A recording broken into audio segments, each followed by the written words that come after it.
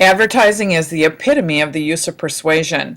That seems to be what rhetoric is all about, the art of persuasion. The Greek call rhetoric technique, and put in today's terms, rhetoric creates branding, builds identity, gets people to do what you want them to do, changes perception, and creates a perceived value. Advertising, according to Rory Sutherland in his TED Talk, creates an intangible or symbolic value. He notes that it's the difference between reality and perception, and sometimes people can be fooled by that perception.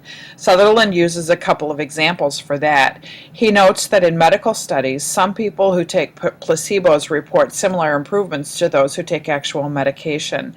And he also notes how the company that produces a square check of cereal increased sales by promoting the new diamond shape, which was the same cereal with a different label.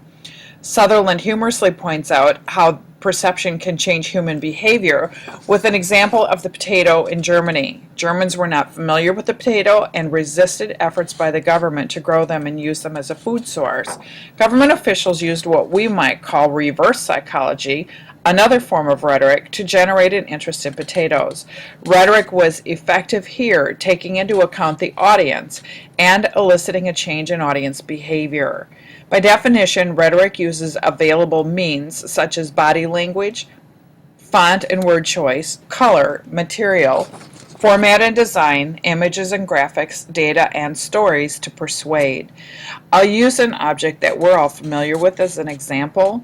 Bucky Badger is the mascot for the University of Wisconsin in Madison, and when we see that big red W and the badger, we have unwittingly trained ourselves to think of UW-Madison. Red is a color that signifies power and strong emotions.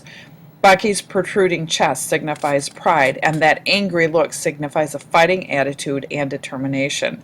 So Bucky is a symbol of pride and engagement at events on and connected with the UW-Madison, and it's also used to promote the university in a number of venues.